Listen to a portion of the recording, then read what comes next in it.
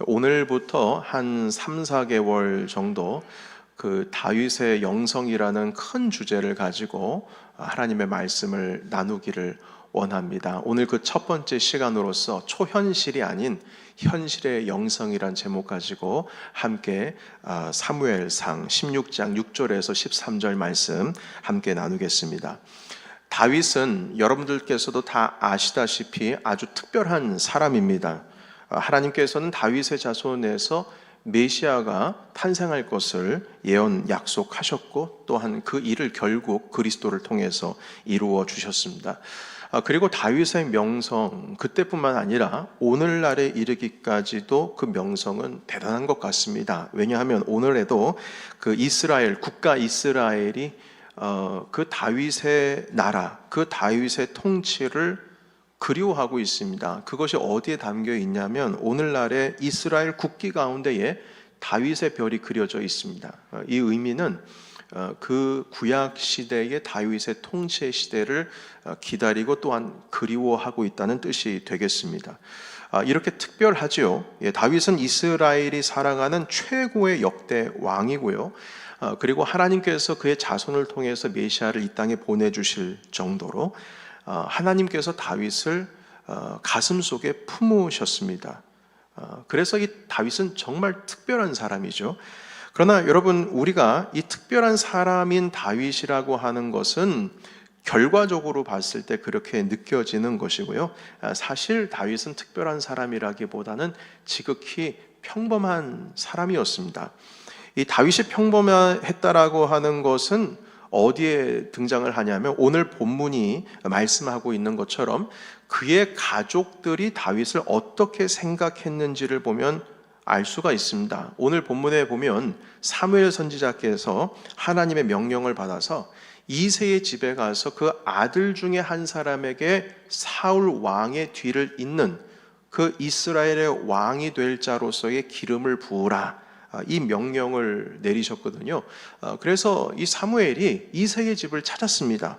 그리고 모든 아들들 다 데리고 오라고 하신 다음에 한 사람 한 사람씩 지나가게 되시는데, 이새가 총 7명의 아들을 사무엘 앞에 세웠습니다. 첫째 아들부터 한 명씩 돌아봅니다. 그런데 가장 먼저 엘리압이 눈에 확 띄는 거예요. 왜냐하면 그 키나 뭐 생긴 거나 이 풍채나 모든 것이 이 왕이 될 자로서 분명하게 보여지는 것이구나. 야, 네가 왕이 될 상이구나. 자, 그런데 사무엘이 보기에도 딱 엘리압이 자기 눈에 왕이 될 자로서 보여지는데, 그런데 하나님께서는 그렇지 않으신 거예요. 그 말씀이 오늘 7절에 있는데요. 7절의 말씀을 같이 읽도록 하겠습니다. 자, 시작. 여호와께서 사무엘에게 이르시되 그의 용모와 키를 보지 말라. 내가 이미 그를 버렸노라. 내가 보는 것은 사람과 같이 아니하니 사람은 외모를 보거니와 나 여호와는 중심을 보느니라 하시더라. 아멘. 여러분, 이 말씀, 사람은 외모를 자꾸 보지만 나 여호와는 중심을 본다. 이 말씀의 뜻은 하나님께서는 사람을 쓰실 때에 그 사람의 능력을 보지를 않으신다 라는 뜻이 여기에 담겨 있습니다. 하나님께서는 그 사람의 능력을 보시고 쓰지 않는다. 여러분, 이 한 문장, 이 말씀 때문에 우리는 정말 하나님께 큰 은혜를 받는 것과 같은 겁니다. 정말 여러분, 우린 감사해야 돼요. 하나님께서 우리의 능력 보고 쓰지를 않으신다잖아요. 이거 얼마나 감사한 일입니까? 정말 은혜죠. 주님은 사람을 보실 때에, 사람을 쓰실 때에 그 사람의 능력 보고 쓰시지 않습니다. 이게 진리입니다. 그 대신 주님께서는 뭘 보신다고 하시냐면 이제 중심을 보신다, 이렇게 말씀합니다. 여기서 중심이라고 하는 것은 하나님을 경외하는 마음, 그리고 진실된 그 마음, 그리고 뿐만 아니라 이웃을 향한 태도도 보시는 겁니다. 여러분, 항상 율법의 말씀은 두 가지가 쌍으로 같이 움직이죠. 하나님 사랑과 이웃 사랑이에요. 그래서 하나님을 사랑하는 자는 이웃도 사랑하고, 이웃을 사랑하지 않고 하나님을 사랑한다고 말할 수가 없습니다. 이 중심을 본다는 것은 주님을 경외하고 주님께서 가지고 계신 세계관, 하나님의 세계관이 있습니다. 이웃을 사랑하는 그 모든 것들이 하나님의 세계관으로 꽉 채워졌느냐, 채워지지 않았느냐, 그 중심을 주님께서는 보신다는 거예요. 그런데 여러분, 7명이 다 이 사무엘 앞으로 지나갔거든요. 그런데 선택된 자가 없어요. 주님께서 아무 말씀하시지 않습니다. 아니다, 아니다, 아니다.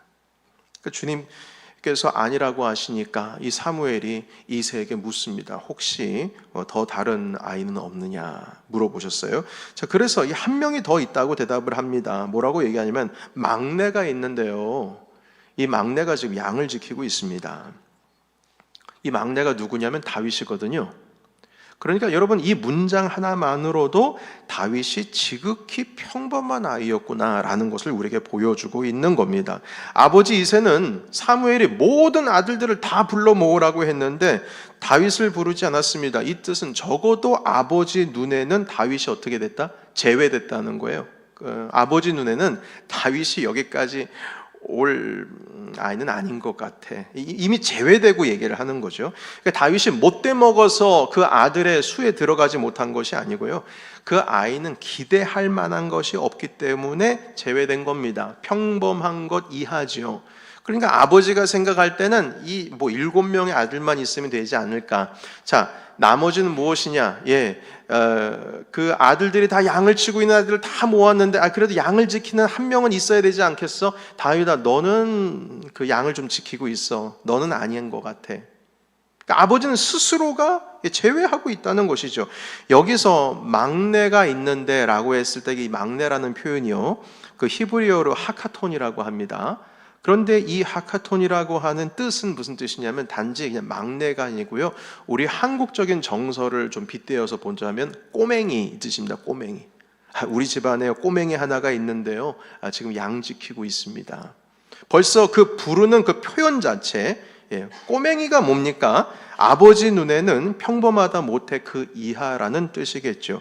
사무엘은 당장에 그 막내 꼬맹이를 데리고 오라고 하십니다. 그 아이가 내 눈앞에 있기 전까지는 난 식사를 하지 않겠다. 결국 그 다윗을 데리고 오는데 다윗을 딱 보자마자 주님 말씀하십니다. 이 아이다.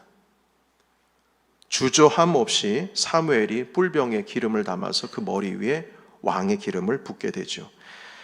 여러분, 이렇게 하나님께서는 어떤 특별한 사람의 능력과 그 달란트와 그 외모를 보시고 사용하시는 것이 아니라 그 중심을 보십니다. 그러니까 솔직하게 말하자면 만약 사람에게 능력이 없다면 하나님께서 그 능력을 주시면 되는 거거든요. 만약 능력이 없으면 그것이 개발되도록 시간을 주시든지 어떤 방법으로든 주님께서 하실 수가 있어요. 만약 그럼에도 불구하고 능력이 부족하다면 하나님께서 옆에 도울 사람들을 붙여주시면 되는 겁니다. 도울 사람을 붙여주시면 돼요. 맨 처음에 이 모세를 하나님께서 부르셨을 때에 바로 왕 앞에 나가서 내 백성을 이끌어내라, 그 말을 해야 되는데 모세가 힘든 거예요. 하나님, 제가 지금 애굽을 떠난 지가 40년 됐습니다. 미디안 광야에서 생활하면서 저 벌써 40년 동안 양만 치고 있느니라 모든 법도도 잊어버리고 어떻게 말을 할 줄도 모릅니다. 제가 잊어버린 게 너무나 많습니다. 하나님, 제가 이거 못할 것 같습니다. 그래? 그러면 내가 네 형을 붙여줄게. 아론을 붙여줘서 모세가 말을 할 필요가 없어요. 아론이 대신 말합니다. 이렇게 능력이 없으면 주님께서 사람을 붙여주면 되는 거예요. 그런데 여러분, 사람의 그 중심, 그 됨됨이는 이건 어떻게 할 수가 없습니다. 하나님을 존중히 여기고 하나님의 뜻을 헤아리고 내 이웃을 사랑하고 내 뜻이 아니라 하나님의 뜻을 이루기 위해서 자기 자신을 희생하는 그런 됨됨이라고 하는 것은 하나님도 어떻게 만드실 수가 없는 거예요. 여러분, 이게 하나님이 능력이 없다는 뜻이 아니고요, 이게 자유의지의 영역이기 때문입니다. 만약에 하나님께서 억지로 네가 나를 사랑하도록 그 사람의 마음이 확 변하고 이렇게도 변하고 이렇게도 변하고 할 수 있을 정도로 그렇게 만들어 버리시게 되면, 순종하도록 만들게 되시면 여러분, 그거는 사람이 로봇이죠. 주님께서 우리를 로봇으로 만들지 않으셨어요. 우리의 자발적인 마음이 필요합니다. 근데 그 자발적인 마음은 하나님도 어떻게 안 되시는 거예요. 그래서 그 중심을 보시고 주님께서는 택하시는 겁니다. 능력은 주님이 주시면 돼요. 만약 능력도 안 되면 사람을 붙여주시면 돼요. 그러나 이 중심은 어떻게 안 되는 거예요. 이건 누구의 몫이에요? 우리의 몫입니다. 이 중심을 특별하게 하는 것은 내 몫이에요. 주님은 그걸 보시고 그 사람을 쓰신다는 거죠. 결론적으로 보시면 다윗은요, 너무나 평범했어요. 꼬맹이였습니다. 아버지는 이새는 아들을 그렇게 평가를 한 거예요. 지극히 평범한 아이인 것입니다. 그러나 하나님은 다르게 판단했어요. 겉으로 보기에는 기대 이하고 지극히 꼬맹이지만 그 중심, 그 마음은 너무나 특별하다라고 하는 것은 주님께서 아시게 된 거죠. 여러분, 다윗의 평생에 아주 평범한 일상 속에서 하나님과 어떻게 관계를 맺고 살아갔는지를 보면 그의 체험적인 신앙이, 그 다윗의 중심이 정말 특별하다라는 것을 우리가 알 수가 있습니다. 여기서 이 체험적인 신앙이라고 하는 것은요, 어떤 기적적이고 어떤 초월적인 체험, 그 초월적인 것을 체험하는 것, 그런 것을 의미하지 않습니다. 그러니까 지극히 평범한 삶이에요. 그러니까 기적이 하나 일어나지를 않아도 그 수많은 어려움과 고난 속에서도 어떻게 하나님을 의지하는가? 그러니까 지극히 평범한 방법으로 하나님을 의지함으로써 자신의 삶을 찾아가고 있다는 것이 다윗의 인생에 있어서 가장 큰 특징입니다. 여러분, 실질적으로요, 다윗의 이야기에는 단 한 번도 기적의 이야기가 등장을 하지를 않습니다. 정말 이게 놀라운 일이죠. 정말 단 한 번도 없어요. 물론 우리가 생각하기에 다윗이 그 어린 아이가 골리앗을 쓰러뜨린 이야기는 다 알고 있죠.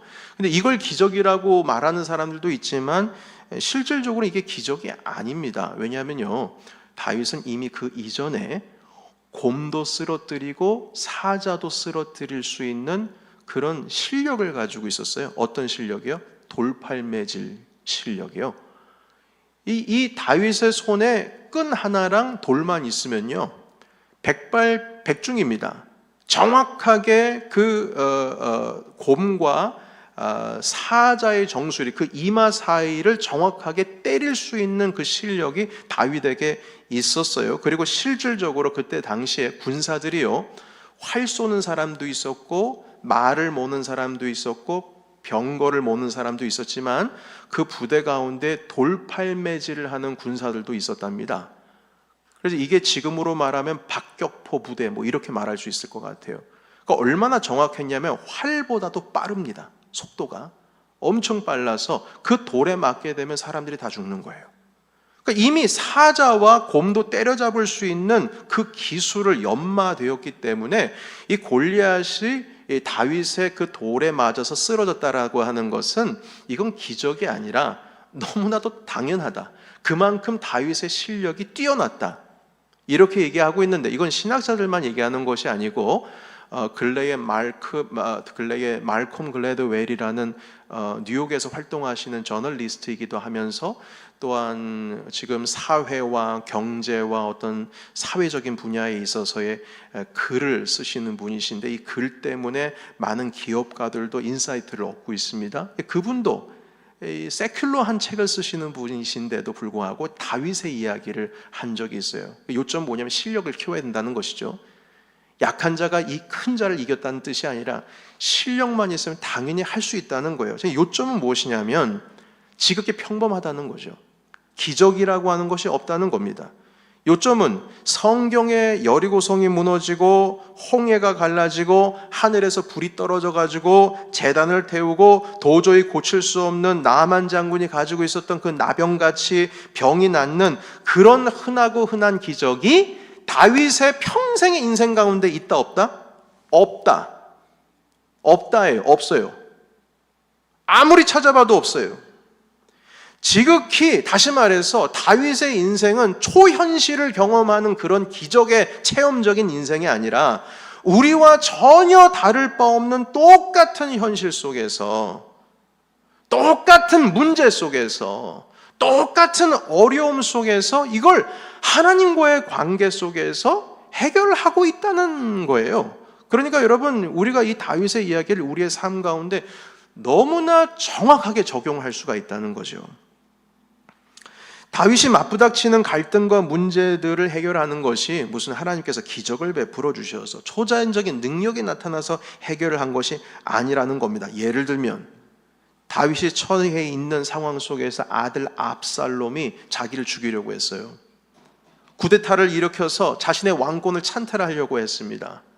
그리고 자기 자신의 아내의 아버지인 사울 왕, 그 사울 왕이 자기 청년 때에 어떻게든 잡아가지고 죽이려고 했어요. 그런데 그 도망다녔는데 몇 년을 도망다녔냐면 계산만, 성경에 있는 계산만으로도 따지게 되면 12년을 도망다녔어요. 12년을. 그것도 광야를요, 황무지를요. 때로는 도망갈 곳이 없어가지고 블레셋 진영에 들어가기도 했었어요. 그런데 이런 상황을 초자연적으로, 기적으로 이겨냈느냐? 갑자기 뭐 홍해가 갈라지듯이 그런 기적이 일어났느냐? 아니라는 것이죠. 여러분, 성경의 모든 이야기에는 이 초자연적인 이야기들이 상당 부분 있지만 더욱 중요한 것은 무엇이냐면 초자연적인 상황이 아니라 할지라도 내게 있는 이 현실 속에서 주님께서 우리에게 주신 어떤 물리적인 질서 속에서 초자연적인 능력으로 해결되는 것이 아니라 내가 어떻게 하나님과의 관계 속에서 이 일을 극복하고 있느냐, 이것이 더 중요하다는 사실입니다. 여러분, 주님께서 물 위를 걸어 다니셨죠? 주님이 물고기 2마리 떡 5개로 5,000명 먹이셨죠? 그러면 이 말씀을 믿음으로 받은 이후로부터 뭐 배 탈 때에 구명조끼 안 입고 막 배를 타고 말이죠, 식사 준비를 전혀 하지 않고도 하나님께서 나를 먹여주실 거야 하면서 꼭 하늘에서 사과나무 밑에서 사과가 떨어질 것을 입 벌리고 기다리는 것처럼 그렇게 살아가고 있는 건 아니지 않습니까? 우린 그렇게 살아가지 않아요. 우리의 삶 속에 초자연적인 능력으로 살아가는 것보다 오히려 평범한 순간이 더 많다는 겁니다. 따라서 여러분, 이 초자연적인 것, 이것이 분명히 탁월하고 하나님의 임재를 분명히 경험할 수 있는 것이 되긴 합니다만 이것이 더 깊고 더 높은 차원의 영성이 될 수는 없습니다. 혹여나 그런 능력을 가지고 있는 사람이 우리 눈앞에 나타난다고 해가지고 흥분할 필요도 없습니다. 흥분할 필요가 없어요. 만약 그런 능력만이 우리를 해결할 수 있는 것이고 그 사람만이 그 일을 해결할 수 있는 최고의 적임자다라고 생각을 하고 있다면, 그러면 여러분, 그것은 성경을 우리가 잘 모르는 이야기예요. 하나님을 잘 모르고 하는 이야기예요. 저는 다시 말씀드리지만 초능력을, 하나님께서 우리에게 허락해 준 초자연적인 능력을, 기적을 부정하는 사람이 아닙니다. 좀 그걸 말하려고 하는 게 아니에요. 우리는 초자연적인 능력으로 살아가는 것이 아니라 지극히 평범한 우리의 현실의 삶 속에서 하나님과의 관계 속에서 그 어려움들을 어떻게 극복해 나가야 되는지 그것을 배워야 한다는 겁니다. 그러면서 우리의 신앙도 자라가게 되는 것이고 신앙이 더욱더 깊어지고 우리 신앙의 영역이 넓혀지게 되는 것이죠. 여러분, 초자연적인 능력으로, 하나님의 은혜로, 그 능력으로서, 기적으로서 일이 해결된 사람들이 존재를 합니다. 그러나 그 사람들조차도 평범한 자기의 현실 속에서 하나님을 의지하는 법을 배우지를 못하면요, 별것 아닌 것 가지고 쓰러지는 일들이 허다하게 많습니다. 제가 아는 분 한 분만 소개를 하겠습니다. 한국에서 있었던 일이에요. 하나님께서 초자연적인 능력으로 그가 기도해서 기적적으로 간경화, 이제 죽을 날을 앞두고 있는 그분의 이 간을 치료해 주셨어요. 그러니까 너무 간이 굳어지고 있으니까요, 이 가만히 내버려 두면 가는 거예요. 그러니까 교체를 해야 되는 거죠. 간 이식을 받아야 될 뿐이에요. 그런데 기도로 이 사람이 나았어요. 그러니까 불가능한 일이 일어난 거죠. 아주 그냥 쌩쌩한 간으로 바뀌었습니다. 그런데 어떻게 된 줄 아십니까? 결국 이분이 술을 끊지를 못해가지고 하나님 나라 갔어요. 여러분, 이게 얼마나 웃긴 일입니까? 얼마나 어처구니 없는 일이에요? 아니, 하나님께서 고쳐주시면 뭐하냐 이 말인 거예요. 기적이 일어나면 뭐합니까? 기도로 그 병이 기적적으로 고침받으면 뭐해요? 일상의 평범한 삶 속에서 술을 극복하지 못해서 결국 하늘나라 갔어요. 이게 뭐냐 이 말인 거죠. 여러분, 초자연적인 능력이 없어도요, 우리는 하나님께서 오늘도 살아계시고 역사하고 계신다는 거 다 압니다. 여러분 믿으시죠? 자, 다시 한국말, 자, 정신 차리시고 다시요. 초자연적인 능력이 없어도 주님께서 오늘 우리와 함께 하시고 살아 계시고 우리를 인도하신다는 사실 여러분 다 믿으시죠? 예, 아시죠? 예, 알아요. 그 다음부터는 기적이 없어도, 내 눈에 안 보여도 하나님이 날 인도하시는 그 믿음을 가지고 있다면 우리의 평범한 삶 속에서 하나님과의 관계 속에서 내가 어떻게 살아가는가, 그게 더 중요한 거예요. 예. 오히려 이렇게 살아가는 것이 초자연적인 능력을 경험하면서 살아가는 것보다 더 힘들어요. 더 힘들어요. 아무리 고쳐주면 뭐합니까? 술 하나 끊지 못해가지고 하늘나라 그냥 가버리는데요.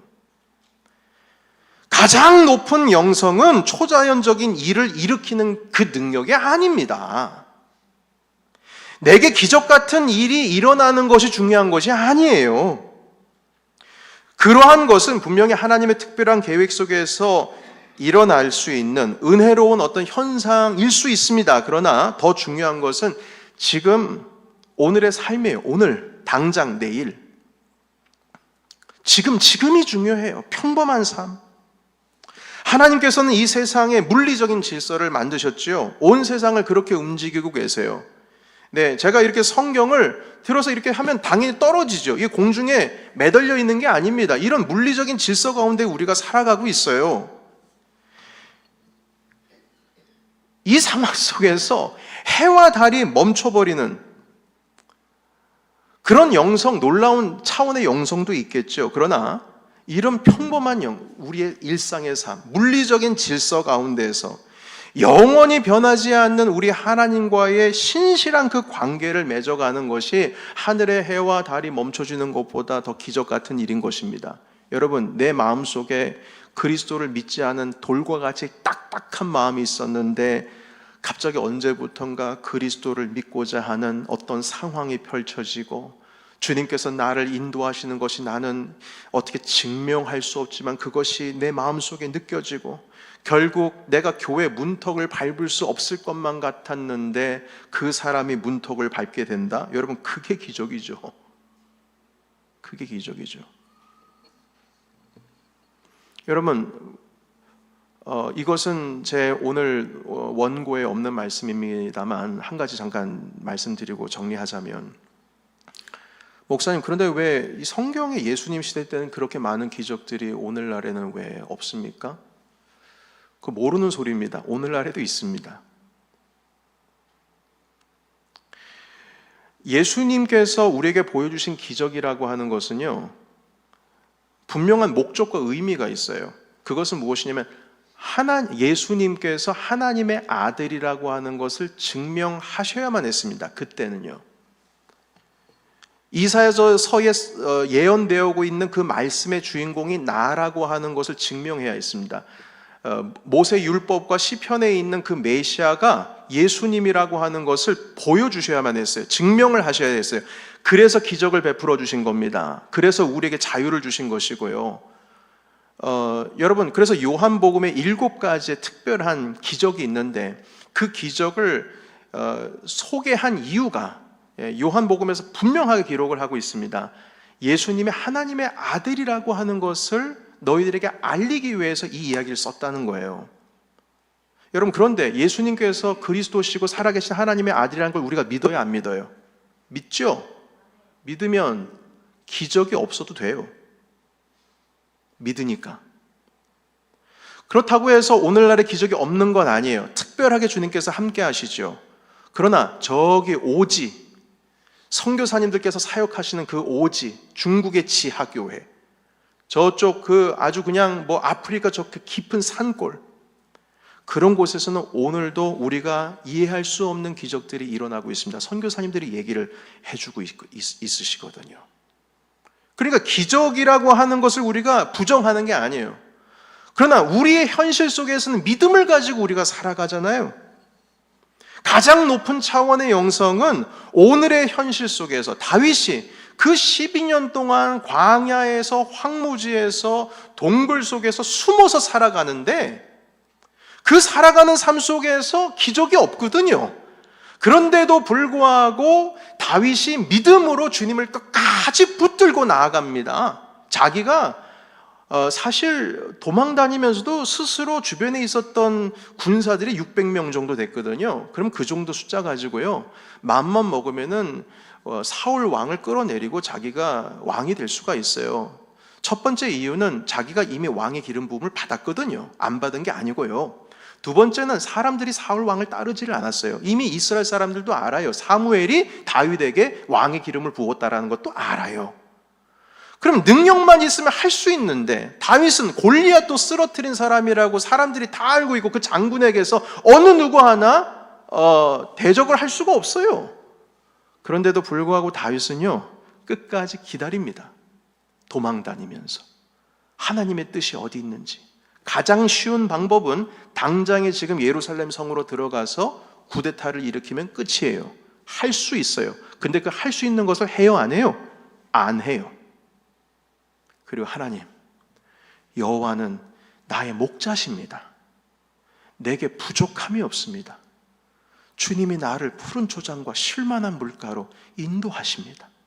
내가 사망의 음침한 골짜기를 다닐지라도 내가 해당할 것 두려워하지 않습니다. 이유는 내가 능력이 있어서가 아니라, 내게 기적이 있어서가 아니라 주님께서 나와 지금 함께하고 계시기 때문입니다. 이렇게 현실적인 고백을 하고 있어요. 현실적인 고백. 기적의 고백이 아니고요. 여러분, 하나님께서 전혀 도와주실 것 같지 않은 상황 속에서 그렇게 다윗은 이끄심 따라 살아가요. 도망갈 곳이 없어서요, 블레셋 지역으로 가는데, 블레셋이 어떤 지역입니까? 골리앗이 블레셋 출신이에요. 그런데 블레셋이 넘버 원으로 했던 장수가 쓰러졌어요. 그런데 그 장수를 쓰러뜨린 그 원수가 자기 발로 블레셋 지역으로 들어왔어요. 혼자. 그럼 어떻게 되는 거예요? 다윗은 죽는 목숨이거든요. 하나님도 어떻게 할 수가 없어요. 근데 그 상황 속에서 기적이 일어나면 빼낼 수 있지 않습니까? 주님이 충분히 할 수 있죠. 그런데 그 순간에 다윗이 어처구니가 없게 침을 질질 흘리면서 미친 척합니다. 살아야 하니까요. 블레셋 왕이요, 내 이 미친놈 데려다가 내가 칼로 만약에 죽인다고 하면 내 명성이 어떻게 되겠느냐. 내가 이 아이가, 이 다윗이 그래도 싸울만 해야지 싸우지, 이 질질 흘리고 정신이 돌아가지고 이 아이를, 이 사람을 내가 죽인다 한들 무슨 나에게 유익이 돼, 내쫓아라 해서 결국 거기서 살아남아요. 초자연적인 게 아니에요. 기적이 아니에요. 현실의 삶 속에서, 그 상황 속에서, 그 아주 끝까지 절벽까지 나가 있는 속에서, 내려가 있는 속에서 주님을 만나는 거죠. 주님이 나를 이끌어 주시는 것을 경험하는 거죠. 그렇게 기적이 일어나지 않을 것 같은 상황 속에서도 기적과 같은 일이 일어나면서 하나님께서 다윗을 이끌고 계시는 것을 경험하며 그런 관계 속에서 살아가고 있습니다. 여러분, 그래서 우리의 삶이, 여러분들의 삶이 지극히 평범하다고 생각하시고 나 같은 사람을 주님이 쓰실까? 오히려 그보다 못한 삶을 살고 있다고 할지라도 낙심하시지 마시기를 바랍니다. 주님은 여러분들의 중심을 보시고 주님께서는 평범한 삶 속에서도 우리를 인도하고 계십니다. 예. 심지어는 다윗은요, 밧세바를 범하는 그 죄를 지을 때조차도 하나님 안에 있었어요. 만약에 하나님 밖에 있으면요, 나단 선지자가 지적할 때에 그걸 받아들이지를 못하고 나단 선지자를 단칼에 베어버렸을 겁니다. 그러나 하나님 안에 있으니까 나단 선지자 앞에서 무릎 꿇고 울 수가 있는 거예요. 내가 잘못했다고. 사울은 하나님 밖에 있었어요. 그러다 보니까 높당에 있는 제사장들 다 죽였습니다. 자긴 칼과 힘이 있으니까요. 그러니까 우리가 죄를 지어도요, 실수를 해도 하나님 안에 있어야 돼요. 그래야지 내 죄를 내가 깨닫습니다. 그리고 사울과 압살롬에 의해서 죽음으로 내몰리는 상황 속에서도 다윗은 끝까지 하나님 안에 있었어요. 하나님과의 관계를 벗어나지 않았습니다. 그 결과가 어디 있느냐? 시편에 다 담겨 있습니다. 그 결과가 하나님과의 관계 속에서 하나씩 하나씩 어려움들을 극복하고 있죠. 여러분, 이런 일들이 어떻게 해결되나 싶을 정도로 기적이 일어나는 게 아닌데 그럼에도 불구하고 기적 같은 일을 경험하면서 다윗이 살아갑니다. 이 모든 것이 주님과의 관계 속에서 일어난 일이에요. 여러분, 하나님께서 오늘도 우리를 이 다윗과 같은 이 현실의 세계 속에서 깊은 영성의 길로 우리를 인도하고 계십니다. 여러분, 5,000명 물고기 2마리 떡 5개 그 수많은 사람들이 먹은 것이 중요한 것이 아니고요, 더 중요한 것은 오늘도 우리를 먹이시는 생명 되시는 예수 그리스도를 따르는 게 더 중요합니다. 오늘도 우리를 공급하신 주님을 따르는 것, 그게 더 중요한 거예요. 예수님과 함께 바다 위를 걸어가는 게 중요한 게 아니고요, 그 폭풍 속에서도 우리의 시선이 예수님께로부터 벗어나지 않는다는 게 더 중요한 거예요. 그게 더 중요한 거예요. 오늘 우리 주님께서 평범한 삶 속에서 우리는 모르지만 오늘도 우리를 인도하고 계신 줄로 믿습니다. 오늘도 인도하고 계세요. 가장 깊은 영성은 그래서 평범한 일상의 삶 속에서 나타나는 겁니다. 이제부터 한 12주, 15주 정도 되는 시간 동안 이런 평범한 일상 속에서 경험하는 다윗의 영성 우리가 함께 배울 거예요. 가장 모범이 될 수 있는 겁니다. 왜냐하면 그들의 삶 속에서 기적이 없었거든요. 평범해요. 똑같아요, 우리랑. 단지 그는 왕이었고 우리는 21세기를 살아가고 있는, 뉴욕에 살아가고 있는 그냥 우리 인생이라는 것만 다르지 우리의 삶은 그의 삶과 다를 바가 없습니다.